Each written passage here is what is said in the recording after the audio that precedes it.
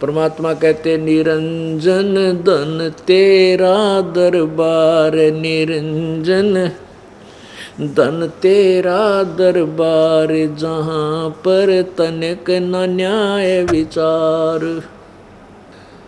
भाई वैश्या उड़े मुल मुल खासा, गल मोतियों के आरे। वैश्या उड़े मुल मुल खासा, गल मोतियों के आरे।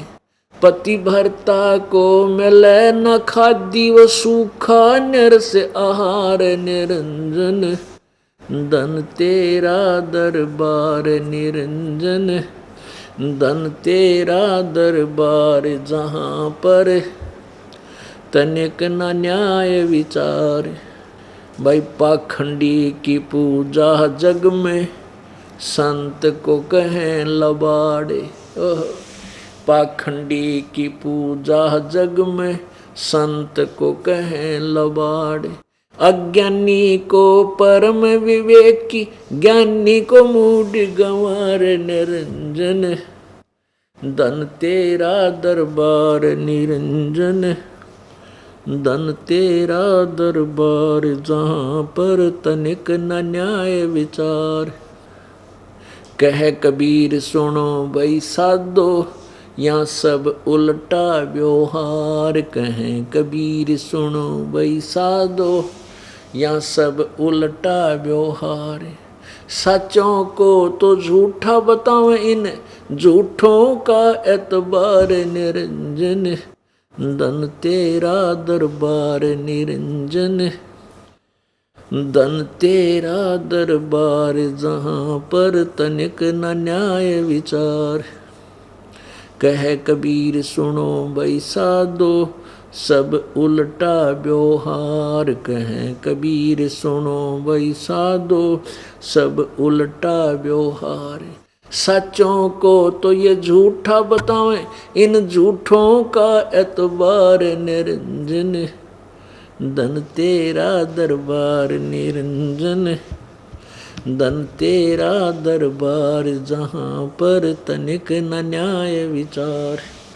पुण्यात्मा, इस सारे प्रसंग का जो ये दास अब प्रारंभ करने जा रहा है, यह भूमिका बनाई है कि हम कौन हैं, हम कहाँ से आए हैं, हम इस काल के इसे गंदे लोक में ऐसे भयंकर स्थान पर कैसे फंस गए।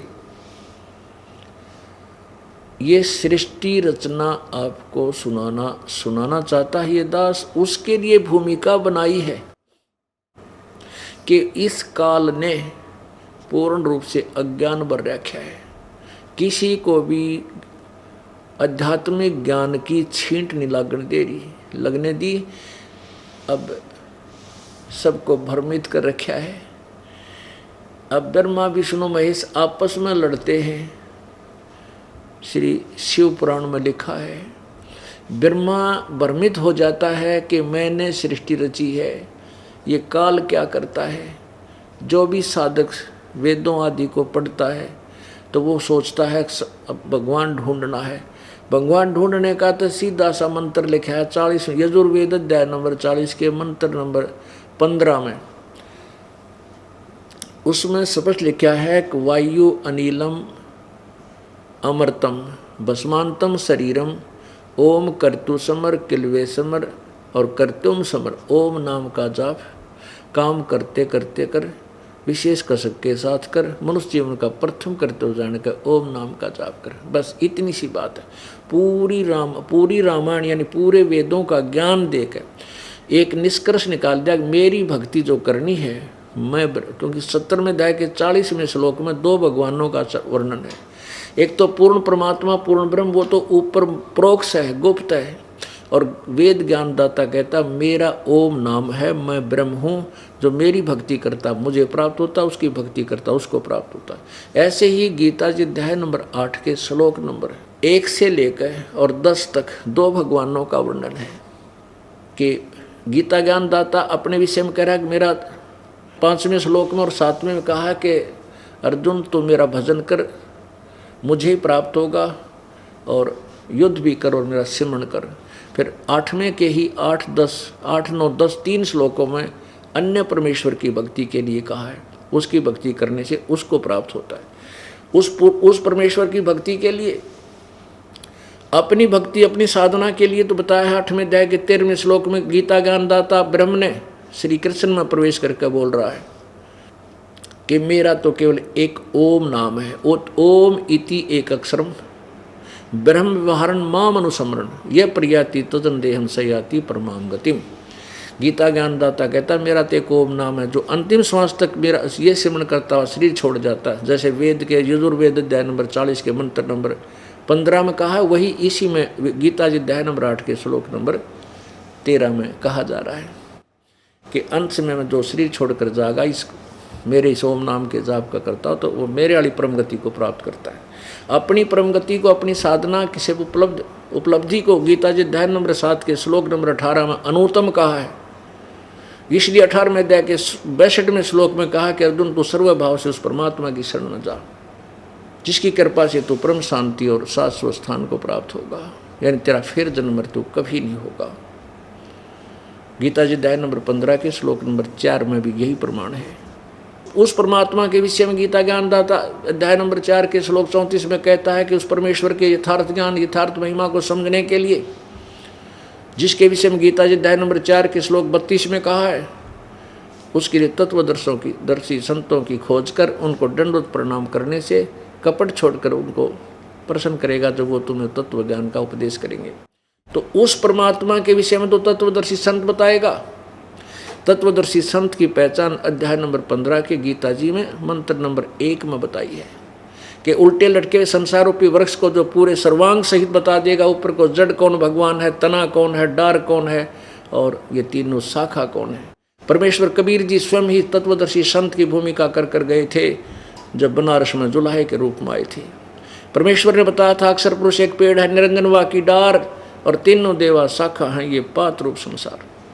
उल्टे लटके संसार रूपी वृक्ष की गीता जी अध्याय नंबर 15 के श्लोक नंबर 1 में कहा कि इस उल्टे लटके संसार रूपी वृक्ष को जो सर्वांग सहित यानी जड़ समेत बता देगा, ये देखिएगा, वो वेदवित है, वो तत्वदर्शी संत है। ये देखिएगा, वो कबीर परमात्मा ने ही आकर बताया था ये एक पेड़ है, संसार रूपी उल्टा लटका हुआ वृक्ष है। परमेश्वर ने आकर बताया था कबीर जी ने कि कबीर अक्षर पुरुष एक पेड़ है, जैसे जमीन से बाहर दिखाई देता है, ये एक पेड़ है, वृक्ष है। जो प्रकट दिखाई देता है कहते अक्षर पुरुष एक पेड़ है, ये अक्षर पुरुष, ये तना समझो ये परब्रह्म है, और ये क्षर पुरुष है मोटी डार, और तीनों देवा शाखा है, ये पात रूप संसार। अक्षर पुरुष एक पेड़ है, निरंजनवा की डार, तीनों देवा शाखा है, ये पात रूप संसार। और जड़ कौन है? वो स्वयं थे इस वाणी के बोलने वाले कबीर भगवान। ये जड़ कौन है यानी मुख्य परमात्मा कौन है, जहाँ से सबको उसकी प्रवृत्ति होती है, वो कबीर भगवान है। इस पूर्ण ब्रह्म है, परम अक्षर ब्रह्म है, यहाँ से खुराक चलती है, आहार चलती है, तना में तना से, डार में डार से, तीनों शाखाओं में। फिर जो भी इनकी आराधना करे किए हुए जो यहाँ उपस्थित है, ये पात रूप संसार में इन्हीं के माध्यम से यहाँ आती है। लेकिन ये सबको शक्ति जड़ यानी पूर्ण परमात्मा से ही प्राप्त होती है। ये देखिए पवित्र गीता जी अध्याय नंबर 15 का, इसके अनुवादक हैं जय दयाल गोविंद का। ये देखिएगा, ये जय दयाल गोविंद का इसके अनुवादक हैं। 15वें में तत्वदर्शी संत की पहचान बताई है प्रथम ही मंत्र में। ये देखिएगा, अथ पंचदशो अध्याय प्रथम ही मंत्र है। ऊर्ध्व मूलम अधः शाखम अश्वत्थम प्राहु अवम छंदासी यस्य प्रणानी ये तम वेद से वेदवित। ऊर्ध्व मूलम अधः शाखम, ऊपर को जड़ वाला, नीचे को शाखा वाला। इन्होंने इसका अनुवाद थोड़ा सा गलत किया है। ऊर्ध्व मूलो माने आदि पुरुष परमेश्वर मूल वाले, इसको हम कुछ ठीक मान लेंगे, क्योंकि ऊर्ध्व मूलम का अर्थ ऊपर को जड़ रूपी आदि पुरुष परमेश्वर वाले ये होना चाहिए। अधः शाखम ब्रह्मा रूप मुख्य शाखा वाले नहीं, ये अनुवाद अधः माने नीचे होता, इन्हीं का अनुवाद देखिएगा। ये 2 नंबर मंत्र में, ये 2 नंबर में इन्होंने यहाँ अधः माने नीचे, अधः माने नीचे सीधा, और ऊर्ध्व माने ऊपर, ऊर्ध्व माने ऊपर, अधः माने नीचे, अधः माने नीचे, इस अधः। तो यहाँ हम अधः हम भी खुद कर लेंगे अनुवाद अब इसका। अधः माने नीचे को, शाखम शाखा वाला, आदि ऊर्ध्व मूलम ऊपर को, आदि पुरुष परमेश्वर रूप मूल वाले, अधः नीचे तीनों गुण रूपी शाखा वाले, अधः शाखम नीचे को शाखा वाला। इस संसार रूपी वृक्ष को पीपल अविनाशी, वृक्ष को अविनाशी कहते हैं। छंदासी माने इसके विभाग बताना लिखना था, इसके विभाग सहित, विभाग जिसके पत्ते आदि कहे हैं।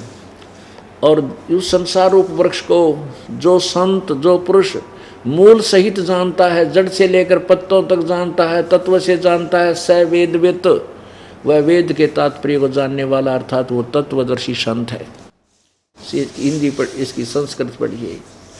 ऊर्ध्व मूलम अधः शाखम अश्वत्थम प्राहु अवयम छंदासी यस्य प्रणानी ये तम वेद स वेदवित। ऊपर को आदि पुरुष परमेश्वर मूल वाले, यानी ऊपर न जड़ तो पूर्ण परमात्मा, और नीचे को शाखा वाला। ये अविनाशी पीपल का वृक्ष कहा है, संसार रूपी वृक्ष कहा है। और छंदासी यस्य प्रणानी, जिसके, यस्य माने जिसके, छंद यानी विभाग पत्ते आदि हैं, वो तम माने उनको, ये माने जो साधक, जो संत, तम माने उनको जो अज्ञान अंधकार में अभी तक छपे हुए हैं, उनको वेद माने जानता है। वेद माने ज्ञान होता है जिसको, उसका ज्ञान है।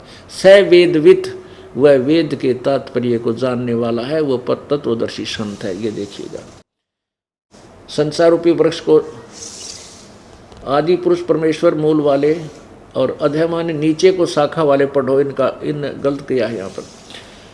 संसार रूपी पीपल के वृक्ष को अविनाशी कहते हैं। वेद छंदासी माने जिसके पत्ते आदि, जिसके टुकड़े हैं, और उनको विभागों सहित, विभाग हैं उस संसार रूपी वृक्ष को जो संत मूल सहित, जड़ से लेकर टहनियों पत्तों तक जानता है। ये माने जो मूल सहित जानता है, वेद माने जानता, तत्व से जानता है। स वेदवित, वह वेद के तात्पर्य जानने वाला है, वो तत्वदर्शी संत है। तो तत्वदर्शी संत कौन था? कबीर परमात्मा ही थे, वह स्वयं आकर उन्होंने बताया। तो यहाँ गीता ज्ञान दाता कह रहा कि यदि उस परमेश्वर की साधना करनी है जहाँ जाने के बाद 15वें अध्याय के 4 श्लोक में तत्वदर्शी संत की प्राप्ति के बाद उस परम पद परमेश्वर की खोज करनी चाहिए, जहाँ जाने के बाद प्राणी फिर लौटकर साधक संसार में नहीं आते, अर्थात पूर्ण मोक्ष प्राप्त करते, और जिससे पूरे संसार रूपी वृक्ष की प्रवृत्ति विस्तार को प्राप्त हुई, अर्थात जिसने सारे ब्रह्मांडों की रचना की है, और मैं भी उसी की शरण में हूँ।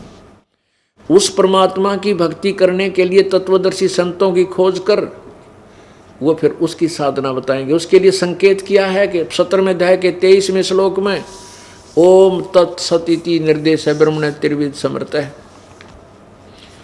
ओम तत्सत, ब्रह्मण माने पूर्ण परमात्मा की साधना का, तो केवल ये 3 अक्षर का मंत्र है, ओम तत्सत। ये देखिएगा, ये पवित्र गीता जी अध्याय नंबर 17 का श्लोक नंबर 23।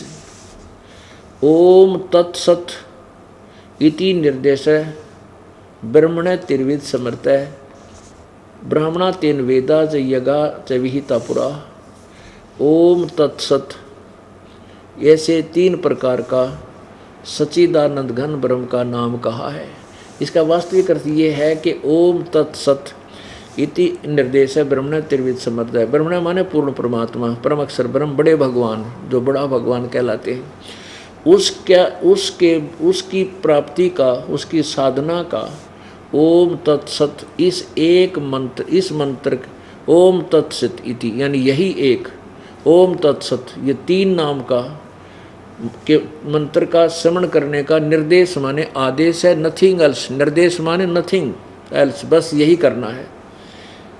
ब्रह्मण माने सच्चिदानंद घन ब्रह्म का, यानी अपने विषय में तो वो कह रहा 8वें अध्याय के 13वें श्लोक में मेरा तो एक ओम नाम है, और इसके आखिरी सांस तक शरीर छोड़ने तक जो समन करता हुआ प्राण त्याग जाता है तो मेरे वाली गति को प्राप्त होता है।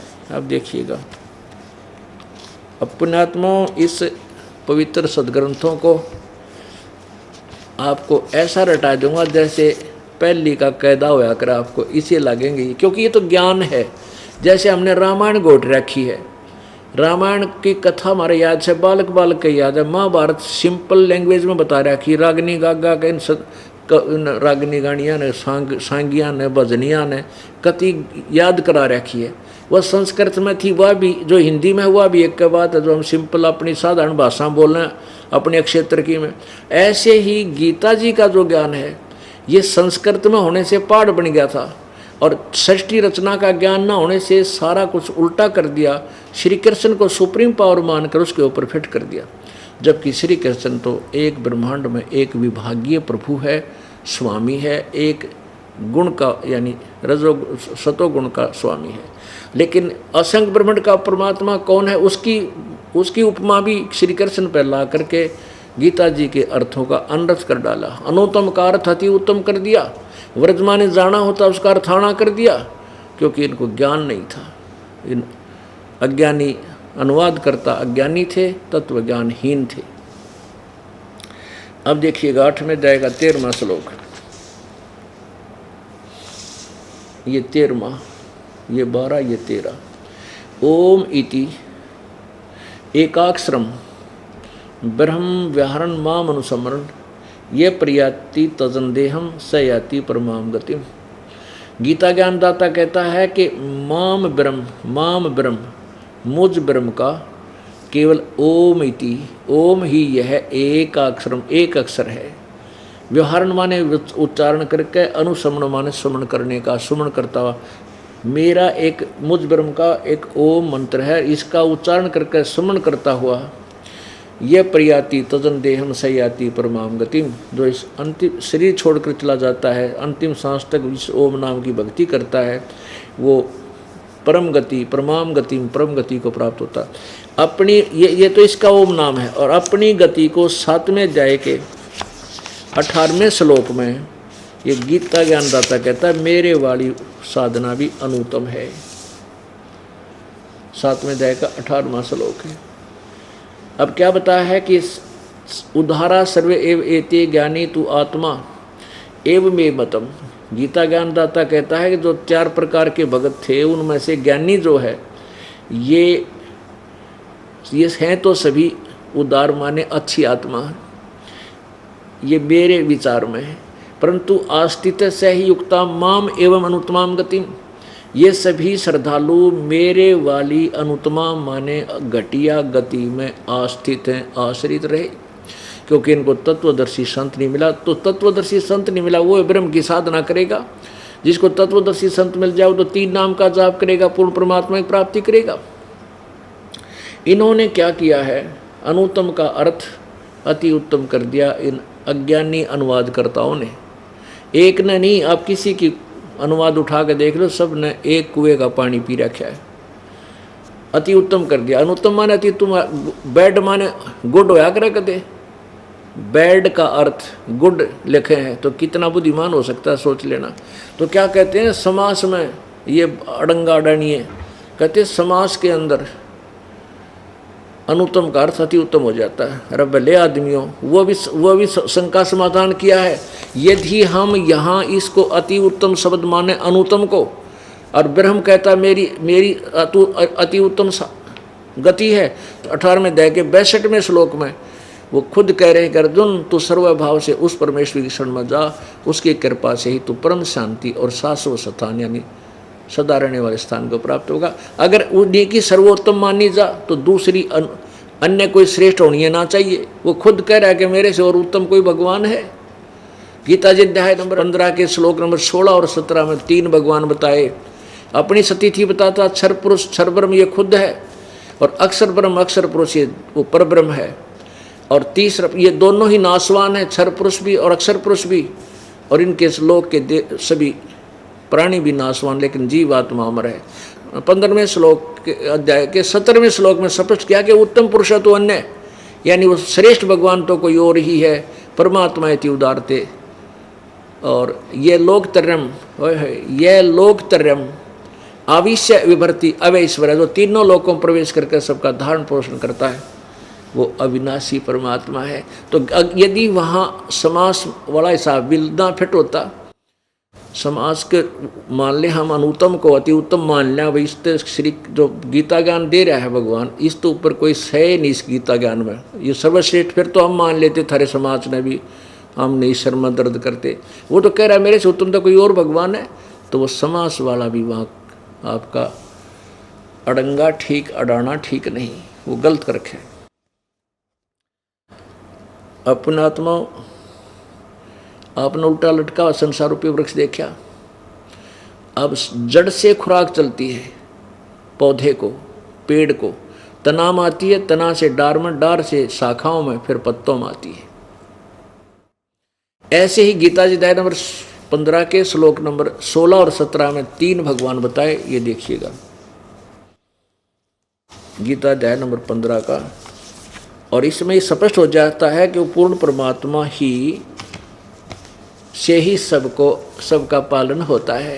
ये देखिएगा गीता जी, ये वही पवित्र गीता जी अध्याय नंबर 15 और श्लोक ये 16। द्वौ इमौ पुरुषौ लोके क्षर च अक्षर एवं च क्षर सर्वाणि भूतानि कुटस्थ अक्षर उच्यते। द्वौ माने दो, इमौ माने इस काल के, इस मिट पृथ्वी वाले लोक में, ये परब्रह्म, ये क्षर पुरुष ये ब्रह्म है, अक्षर पुरुष ये परब्रह्म है।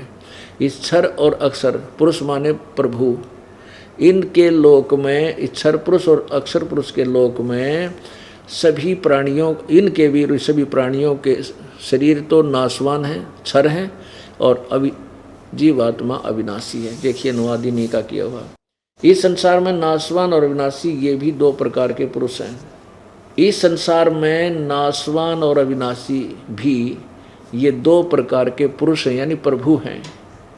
2 प्रकार के प्रभु, पुरुष माने परमात्मा है, भगवान है। और संपूर्ण प्राणियों के शरीर तो नाशवान और जीवात्मा अविनाशी कहा जाता है। ये क्षर पुरुष और ये अक्षर पुरुष, क्षर और अक्षर। क्षर पुरुष ये क्षर तो ब्रह्म है, अक्षर ये परब्रह्म है। पुरुष यहाँ भी लगा सकते हैं, क्षर पुरुष और अक्षर पुरुष ये 2 भगवान हैं। तो यहाँ 2 प्रकार के प्रभु माने, ये पुरुष माने परमात्मा। अगर हम इन्होंने उलझा दिया, यहाँ भगवान ना लिखा, परमात्मा नहीं लिखे, अनाड़ी ज्ञान तो था नहीं। अब यहाँ क्लियर हो जाता है कि उत्तम पुरुष है, यानी उत्तम भगवान, उत्तम प्रभु तो कोई अन्य ही है। उत्तम पुरुष तो अन्य परमात्मा इति उदारते, जिसको भगवान कहा जाता है, वो तो वो श्रेष्ठ पुरुषोत्तम तो कोई और है। ये लोकतर्यम आविश्य विभर्ति अवैश्वर्य, जो तीनों लोकों में प्रवेश करके सबका धारण पोषण करता है। उत्तम पुरुष यानी उत्तम परमात्मा तो कोई और ही है, जो तीनों लोकों में प्रवेश करके सबका धारण पोषण करता है। अविनाशी परमेश्वर परमात्मा इस प्रकार कहा गया है। अब ये भी क्लियर हो गया कंसेप्ट कि गीता जी अध्याय नंबर 7 के श्लोक नंबर 18 में अनुत्तम शब्द इन्होंने गलत किया, सर्वश्रेष्ठ अति उत्तम गलत कर रखा है। ये कहता है कि मेरी साधना करने वाले की जन्म मृत्यु होती है, पूर्ण मोक्ष नहीं होता। इसलिए वो बिना तत्वदर्शी संत जिनको नहीं मिलता, वो साधना तो करते हैं, नेक आत्मा भी हैं, लेकिन वो मेरे ब्रह्म तो ऊपर उनकी बुद्धि जाती ना, इसलिए वो मेरे वाली अति घटिया व्यर्थ साधना में लीन रहते हैं। अब पुण्यात्माओं, अब ये है वो तत्व ज्ञान। परमेश्वर कहते हैं, और कबीर जी कहते हैं, और ज्ञान सब ज्ञानड़ी, कबीर ज्ञान सो ज्ञान, जैसे गोला तोब का अब करता चले मैदान। अब ये तोब का गोला कभी परमात्मा का ज्ञान, सब वेद सदग्रंथ ऐसे ऐसे खुल जाएंगे, और ये अज्ञानी लोगों बनाए बैठे अकेले दुनिया ने, ये नकली संत ये दुनिया को गुमराह करके इनके जीवन को बर्बाद करें, ये सब अब साफ हो जाएंगे कुछ दिनों में। कुछ दिनों में ये अकेले बैठे पाओगे उन आश्रमों में, इनको कोई सलूट मारनी नहीं रहेगा, इनसे इतनी नफरत हो जाएगी, क्योंकि मनुष्य उनको बर्बाद करें अपने स्वार्थ में। और इस दास ने 10-15 वर्ष हो गए ये जीव घिसाई करते हैं, ये आगे नहीं आने दे रहे, अपने अज्ञान को अड़े बैठे हैं। अब धोखा दे दूंगा इनको सबको, ये बोए नहीं जामेंगे, ऐसा कर दूंगा। नकली संतों रे महर्षियों ये बड़े फिरे थे, दुनिया ने गुमराह कर रहे थे, प्रभु पाक रहे थे। पुण्यात्मा, इनसे बड़ा शत्रु आपका कोई नहीं है, जो मनुष्य जीवन को बर्बाद करे और गंदा ज्ञान प्रवेश करके और काल के मुंह में डाल रहा है। तो या तो ये सीधे हो लेंगे, सरेंडर कर देंगे, और ना इस पलायन कर जाओगे, यहाँ से भाग जाएंगे, सामना नहीं कर पाओगे जनता का। और ये कहेंगे, जनता पूछा करेगी इनसे, तुमने क्या मिल गया अज्ञानियों, इतने दिन के मैं ऋषि पाके पढ़े थे, ये किताब नहीं पढ़ सके, तुम क्या के टीचर थे। सारा दिन राग द्वेष ईर्षा और माया जोड़न के चक्कर में, बड़े बड़े आश्रम बनाने के चक्कर में, कार कोठिया में घूमने के चक्कर में, और हमें भी बर्बाद करके आप भी नष्ट हो गए। तुम जो इनमें से बुद्धिमान होंगे ये संत तुरंत पकड़ आ जाएंगे और शरण ग्रहण कर लेंगे, सरेंडर कर देंगे, परमात्मा पा लेंगे। यहाँ कोई बड़ा छोटा नहीं है। दास अभिमान नहीं करता कि मैंने ये ज्ञान दे दिया, नहीं, ये दास का ज्ञान नहीं, परमात्मा का ज्ञान है। दास तो पढ़कर सुना रहा है कि ये लिखा था अपने पुस्तकों में, जो ये हमारे गुरु हमारे टीचर नहीं समझा सके, ये अज्ञानी थे। ये हमारा बट्ठा बैठा गए विद्यार्थियों का यानी श्रोताओं का, सबको भूत बनवा दिया, फिर उनके श्राद्ध निकलवाओ, फिर उनके पितर बन गए, अब इनके पिंड भरवाओ, अब वो खाड़े में पाँव और दबा दिया।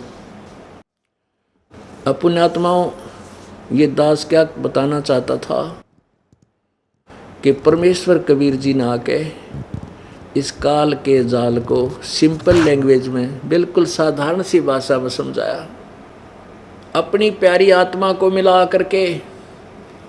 अब देखो, अब ये बिचली पीढ़ी होगी, बिचली पीढ़ी है मानव समाज की, कलयुग की, और सभी बहन बेटी भाई बुजुर्ग सब अक्षर ज्ञान युक्त हो गए, शिक्षित हैं, और सदग्रंथ अपने पास है। आज से 600 वर्ष पहले कबीर परमेश्वर इन्हीं सदग्रंथों का ज्ञान बताया करते थे। वो क्या बताया करते थे, वो अब जैसे परमात्मा कबीर जी ने कहा था कि वेद मेरा भेद है, वेद मेरा भेद है, मैं वेदन में नाही, और जौन वेद से मैं मिलूं ये वेद जानते नाही। वेद मेरा भेद है, ये सभी वेद जितने भी ये ज्ञान हैं, ये चारों वेद कहते मेरा भेद है, मेरे विषय में जानकारी दे रहे हैं। लेकिन जौन वेद से, जिस वेद से मैं मिलूं वो ये वेद जानते ना, क्योंकि पवित्र गीता जी अध्याय नंबर 4 के श्लोक नंबर 34 में कह दिया गीता ज्ञानदाता ने कि मैंने जो ज्ञान बताना था मैं बता रहा हूँ, और लेकिन उस परमात्मा के विषय में जानना तो उन तत्वदर्शी संतों की खोज कर ले। इससे सिद्ध है कि गीता जी का ज्ञान कंप्लीट नहीं है। अब ओम तत्सत ये सांकेतिक मंत्र है, ओम तत्सत जाप करने का नहीं है। ओम मंत्र ब्रह्म का है, तत् मंत्र परब्रह्म का है, और सत मंत्र ये पूर्ण ब्रह्म का, परम अक्षर ब्रह्म का है। तत् और सत ये गुप्त है। ओम तत्सत ये जाप नहीं है। इसकी 3 विधि से सिमरण होता है इसका, ये 3 मंत्र का जाप बनेगा। और पहला मंत्र ओम और सत तत् ये सांकेतिक है, दास बताएगा, ये दोनों मिलकर सतनाम बनेगा। और फिर सारनाम आपको दिया जाएगा, सत जो सत है वो और जोड़ा जाएगा। फिर ये सत जो एक अक्षर है ये पार करेगा, आपको सतलोक ले जाएगा। और ओम तत्सत ये एक छुड़ावेगा, एक मिलावेगा। तो ये तीनों मंत्र का जाप से आप मोक्ष होगे, वो गीता ज्ञानदाता नहीं जानता। इसलिए इसी प्रकार यजुर्वेद अध्याय नंबर 40 के श्लोक नंबर 10 और 13 में यही कहा है कि कोई तो परमात्मा को उत्पन्न होने वाला यानी जन्म लेकर आने वाला कहता है, कोई कहता है वो निराकार है, जन्म लेता ही नहीं, वो तो आकार में नहीं आता। कहते इस ज्ञान को भी तत्वदर्शी संतों से पूछो, वो बताएंगे। तो पुण्यात्माओं, इससे सिद्ध है कि वेद ज्ञान और गीता ज्ञान इनकम्प्लीट है, लेकिन गलत नहीं कह सकते, इनको रॉन्ग नहीं है। जैसे 10वीं तक का सिलेबस 10वीं तक का ही होता है, लेकिन वो BA MA का नहीं है, यानी कंप्लीट पढ़ाई का नहीं है वो। इसी प्रकार परमात्मा ने ये पहले ज्ञान कहा था, वेद मेरा भेद है, मैं वेदों में नाही, मैं इन वेदों में नहीं हूँ, अर्थात मैं मिलो वेदन से नाही, मेरी प्राप्ति वेदों में वर्णित विधि से नहीं हो सकती। और जिस वेद से मैं मिलो, ये वेद जानते ना, जिस ज्ञान से मेरी परमात्मा की महिमा की वाणी कबीर वाणी है। इस कबीर वाणी में परमेश्वर ने आकर स्वयं ही निर्णायक ज्ञान दिया है, कंप्लीट नॉलेज दे रखा। कहते वो इन चारों वेदों में है नहीं, वो वेद जानते ना। अब देखो परमात्मा कबीर जी चारों युगों में आते हैं, अपने ज्ञान की महिमा, अपने ज्ञान को आप ही बताते हैं, और वो अपनी प्यारी आत्माओं को यानी श्रेष्ठ आत्माओं को आकर मिलते हैं, उनसे उनको अपना परिचय देते हैं, साक्षात्कार सतलोक में अपना यथार्थ रूप दिखाते हैं, ब्रह्मा विष्णु महेश की सतीथि से परिचित करा के अपने गवाह बना जाते हैं कि कबीर इज गॉड, कबीर परमात्मा है। इसी का प्रमाण वो वेद दे रहे हैं। अब देखिएगा कुछ संकेत आपको देते हैं कि वेद क्या बताते हैं उस कबीर परमात्मा के विषय में। देखिएगा ऋग्वेद मंडल नंबर 9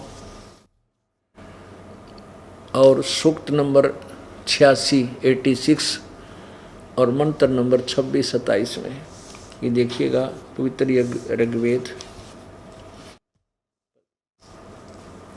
ऋग्वेद मंडल नंबर 9-10। यहाँ देखिएगा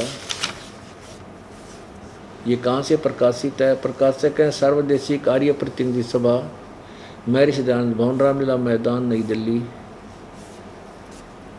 यहाँ देखिएगा अध्याय नंबर 9 और सूक्त नंबर 86 और इसके मंत्र नंबर 27 में। कितना निर्णायक ज्ञान दिया है भगवान। ऋग्वेद मंडल नंबर 9 सूक्त 86 मंत्र 26 में, यज्ञ करने वाले यजमान के लिए परमात्मा सब रास्तों को सुगम करता हुआ उनके विघ्नों को यानी आपत्तियों को मर्दन करता हुआ नष्ट करता है, और उनको पवित्र करता हुआ और अपने रूप को सरल करता हुआ।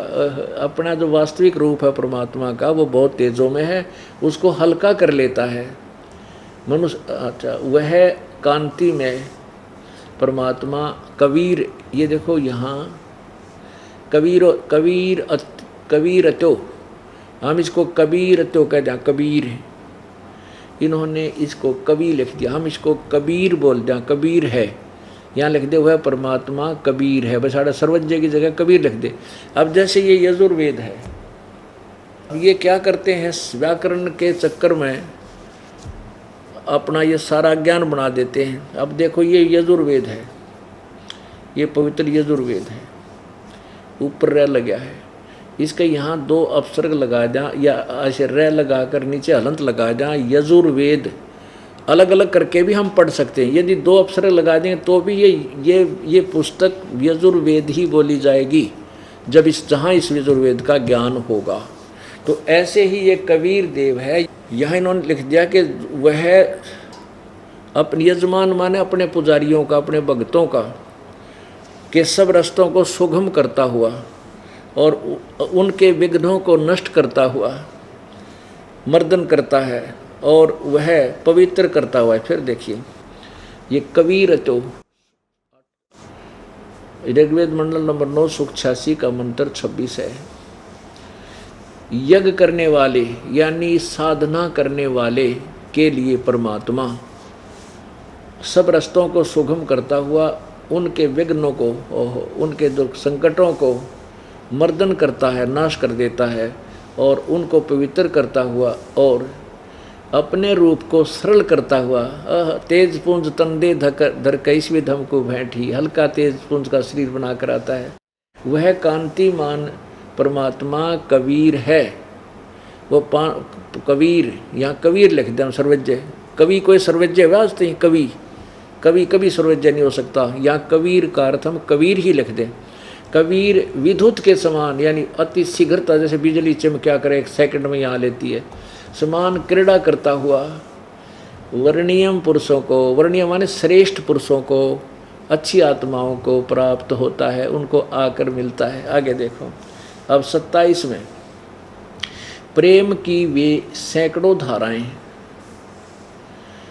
जो नाना रूप में सथित हो लाभ कर रही हैं, परमात्मा, ये परमात्मा को प्राप्त होती हैं।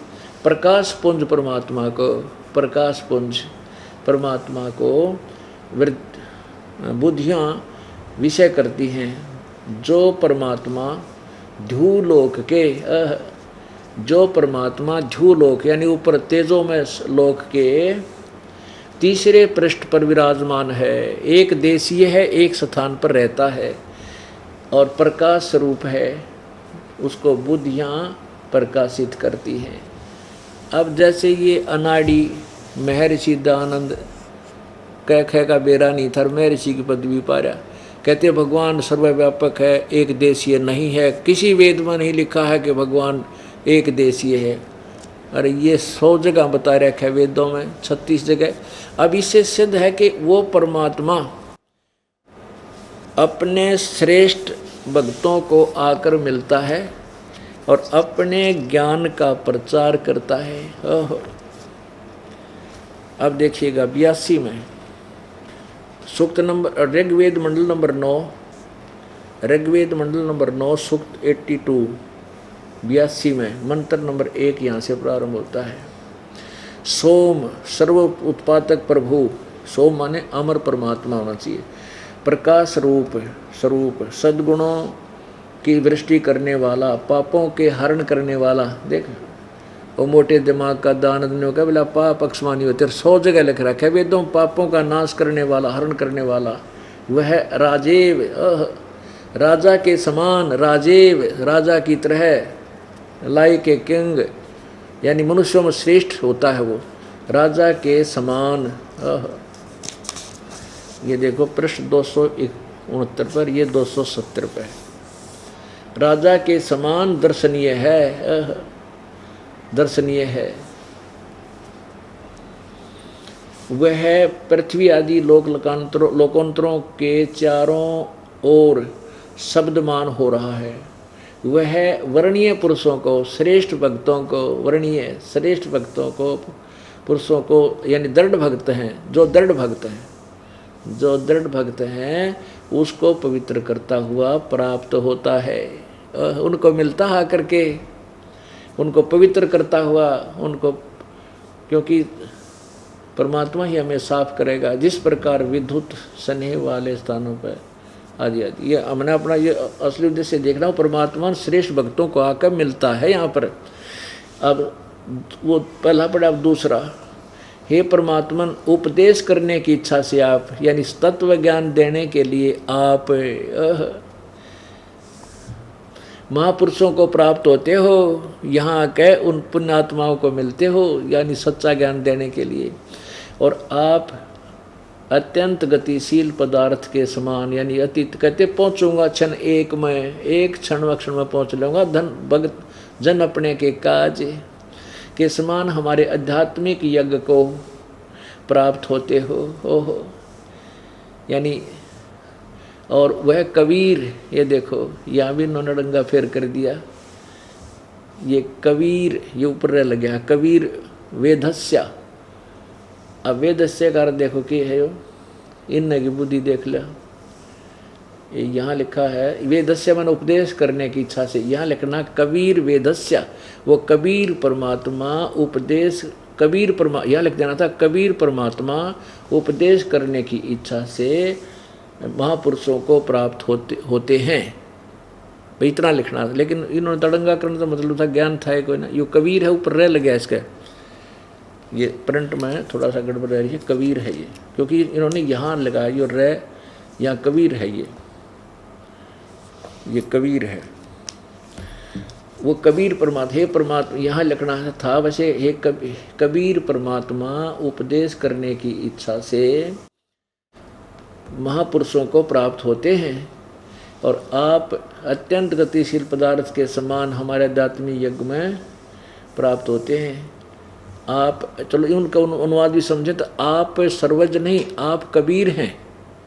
यहाँ लिख देना कबीर, कबीर हैं, शुद्ध स्वरूप है। हमारे पापों को दूर करके हे सोम आप हमको सुख दें, पाप नष्ट करके हमें सुख दो, प्रेम भाव से उत्पन्न करते पवित्रता को उत्पन्न करें।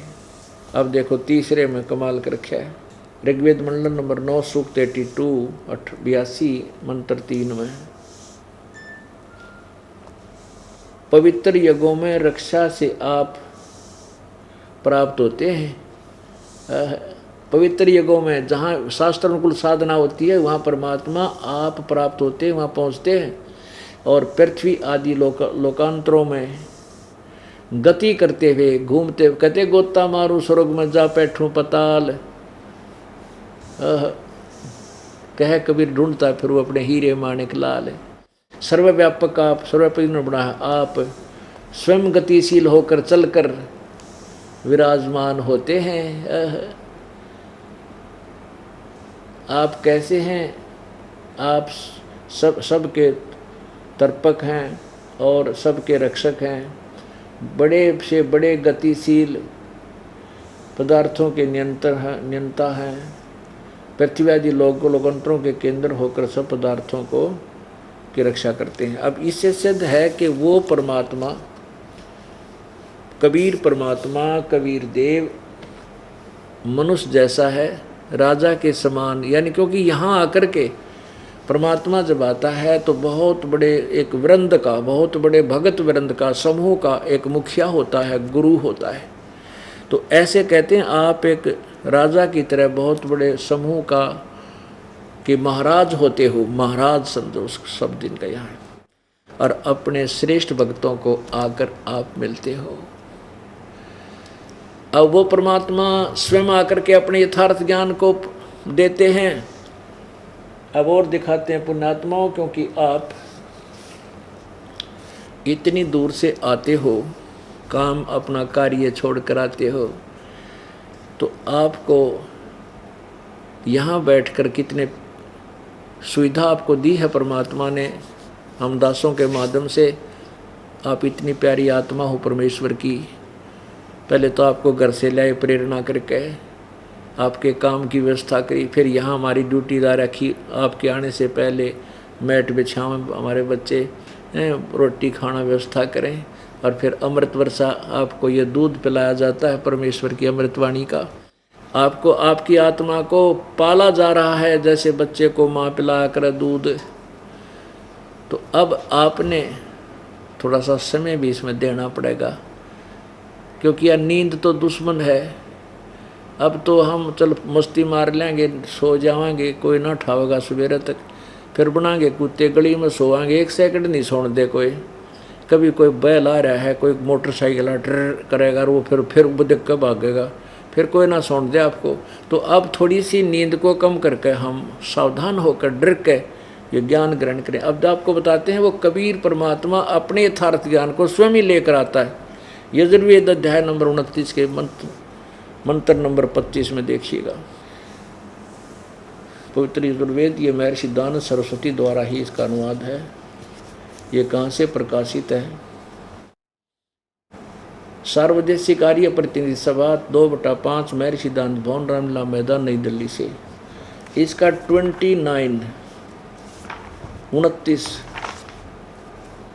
ये देखिएगा, ये 29वां का 25वां श्लोक आपको दिखाएंगे, मंत्र दिखाते हैं। इसमें स्पष्ट लिखा है कि वो कबीर परमात्मा अपना चिकित्वान यानी स्वस्थ ज्ञान लेकर के स्वयं ही प्रकट होता है। ये देखो, यो है 29, 1 कम 30, यह संस्कृत है जिसे हम पाठ समझ रहे थे, अपने पूर्वज पहला सीधे ने बोला अरे एक घट एक कम 30, ये एको न त्रीसो, एक कम 30 यानी 29वां अध्याय है। ये है 25वां मंत्र। समीदो अध्याय मनुष्य है दुरोणे, देव है देवान यज असी जात वेद आ च वह मित्रम है चिकित्सवान तवम दूत कबीर असी परचेता। अब देखो कबीर असी परचेता चिकित्वान मित्रम है। अब इसका अर्थ ये है कि मनुष्यों के इस शरीर रूपी घर में जो है ये समीधा माने वर्तमान में जो उस समय जैसे जब परमात्मा आते हैं उस समय इन मनुष्यों को एक अज्ञान रूपी शिक्षा दी गई होती है उन अज्ञानी दूतों को द्वारा। तो वो जो वास्तविक पूजा है उससे अपरिचित होते हैं। जैसे देवान यजसी जात वेद है, वो परमात्मा तत्वदर्शी संत की भूमिका बना करके जो वास्तविक परमात्मा की देवताओं के देव की जो पूजा पूर्ण परमात्मा की पूजा है उसको नहीं बताते। तो वो परमेश्वर स्वयं ही कबीर चिकित्वान तवम दूत कबीर असी परचेता। परचेता माने बोध कराने वाला, वो कबीर परमात्मा है जो अपने सच्चे ज्ञान का संदेश वाहक दूत बनकर आता है। ये देखो आज चाहे वह मित्र में है, वो हमारा असली मित्र है, महामित्र है, खास साथी है। और वो चिकित्वान वह माने लेकर आना, चिकित्वान माने स्वस्थ ज्ञान को, दूत एक संदेश वाहक बनकर कबीर असी परचेता तवम, ये तो माने वह कबीर पर ही कबीर असी कबीर है, परचेता माने बोध कराने वाला, वो कबीर परमात्मा। हम कबीर कहते हैं, कबीर लिख रखा है शुद्ध हिंदी में, तो वो कबीर परमात्मा है। और ये ऋग्वेद मंडल नंबर 9 के सूक्त नंबर 82, 86 और भी सैकड़ों स्थानों पर यह प्रमाण लिखा है कि वो परमात्मा स्वयं ही आता है और अपने ज्ञान को आकर के स्वयं ही बताता है। वो क्या बताता है? अब ये 5 मिनट की उसका परमात्मा ने जो अपना वेद सिंपल लैंग्वेज में कबीर वाणी में अपनी सच्चिदानंद घन की वाणी में लिखा है वो बताते हैं, तो वेदों और गीता से और पुराणों से मेल खाता है। और वो अपनी प्यारी आत्माओं को आकर मिलता है, श्रेष्ठ भक्तों को। किन किन को मिले? उन वरिष्ठ भक्तों को, दृढ़ भक्तों को। किस किस को मिले? आदरणीय धर्मदास साहिब जी को, आदरणीय महर्षि रामानंद साहिब को, आदरणीय दादू साहिब को, आदरणीय मुरुकदास साहिब को, आदरणीय गरीबदास साहिब को, आदरणीय नानक साहिब को। इन श्रेष्ठ भक्तों को परमात्मा स्वयं आकर मिले, वो कबीर देव। और धर्मदास जी को क्या बताया? उन सभी को क्या क्या बताया परमात्मा ने? सृष्टि रचना स्वयं आकर सुनाई। धर्मदास ये जग बोराना, कोई न जाने पद निर्वाणा। यही कारण मैं कथा पसारा, जग से कहिए एक राम नियारा। ये धर्मदास जी पहले ब्रह्मा विष्णु महेश की पूजा करते थे, विष्णु के पुजारी थे। और साथ में जैसे हम भी खिचड़ी ज्ञान कर रहे थे, श्री विष्णु जी के पक्के पुजारी, फिर ओम नमः शिवाय, ओम नमः शिवाय, फिर जय शेरा वाली, जय पार्वती माता की, जय गणेश देवा, ये साजले सारे कुछ ही कराया करते थे। लेकिन इष्ट हमारा विष्णु जी था। ऐसे ही धर्मदास जी विष्णु जी को इष्ट मानते थे। ऐसे ही नानक साहिब जी पहले ब्रजलाल पांडे से गीता पढ़ा करते थे और विष्णु को ही सुप्रीम पावर मान रहे थे। खुद परमेश्वर ने आकर के बेई नदी से उनको सतलोक ले जा करके अपने से परिचित कराया। उसके बाद नानक साहिब ने परमात्मा की महिमा कलम तोड़ गाई है। तो धर्मदास जी को परमात्मा ने स्वयं बताया है, धर्मदास ये जग बोराना, कोई न जाने पद निर्वाणा। परमेश्वर ने कहा कि धर्मदास ये सभी संसार विचलित है, किसी को भी मोक्ष मार्ग का ज्ञान नहीं है, निर्वाण पद मोक्ष मार्ग का ज्ञान नहीं है। यही कारण मैं कथा पसारा, जग से कहिए एक राम नियारा। सबसे कहिए, इन सब से, जग से न्यारा एक और परमात्मा। वो अपनी महिमा आप ही गा रहे हैं प्रभु जी। यही ज्ञान जग जीव सुनावो। ओह, कहते हैं जो मैं तुझे ज्ञान बता रहा हूँ ये सब न बता दे और सब जीवों का भ्रम नसाओ। ये भरमा रखा है काल के दूता ने, नकली संतों ने। यही ज्ञान जग जीव सुनावो, सब जीवों का भ्रम नसावो। अब मैं तुमसे कहूँ चिताई, तेरे देवन की उत्पत्ति भाई। अब धर्मदास जी वो घिसा पिटा लोक वेद सुन रखा था, ब्रह्मा विष्णु महेश अजर बजमर है, इनके कोई माता पिता नहीं, सर्वेश्वर महेश्वर कालज मृत्युंजय, पता नहीं क्या संज्ञा दे रहा था। तेरा गजब हुई हो। अब परमात्मा कह रहे हैं अब मैं तुमसे कहूँ चिताई। तू कह रहा था ब्रह्मा विष्णु में इसके माता पिता कोई नहीं है, अब मैं तीनों देवताओं की कैसे जन्म हुआ इनकी उत्पत्ति बताता हूँ तेरे को, तेरे ब्रह्मा विष्णु महेश की, रजगुण ब्रह्मा सतगुण विष्णु तमगुण शिव जी की। कुछ संक्षेप कहूँ गौराई, सब संशय तुम्हारे मिट जाई। कहते कुछ संक्षिप्त सा बता दूंगा, इससे मैं तेरे सारे संशय खत्म कर दूंगा। भरम गए जग वेद पुराणा, आदि राम का भेद न जाना। राम राम सब जगत बखाने, आदि राम कोई बिरला जाने। राम राम तो सब कहें, भगवान भगवान, वो आदि राम सबसे पहले वाला परमात्मा सदा वाला भगवान कौन है कोई नहीं जानता, कोई बिरला जाने। अब मैं तुझे जो कथा सुनाने जा रहा हूँ इसको कहते हैं बुद्धिमान सुनेगा तो इस ज्ञान को सीने से लगाएगा, कमाल हो गया, कति कलम तोड़ रखी है ज्ञान के, सही बात बता दी। और मूर्ख सुनेगा तो उसका समझ में नहीं आने कहा झूठ बोला बकवाद करे। तो कहते हैं जो मैं कथा सुनाने जा रहा हूँ या कड़वी कुनीन है, और बुद्धिमान तो कुनीन खा लिया करे, भाई रोग इससे तो कटेगा तो खानी पड़ेगी, कड़वी दवाई है। और मूर्ख थूक देता है, वो मृत्यु को प्राप्त हो जाता है। जो इस सच्चे तत्व ज्ञान रूपी कड़वी कुनीन को जो नहीं स्वीकार करेगा वो काल के मुंह में चला जाएगा। और जो इसको फांकी मार गया, सुन गया और इसके अनुसार ढल गया तो वो मोक्ष हो जाएगा उसका। ज्ञानी सुने सो हृदय लगाई, मूर्ख सुने तो गम न पाई।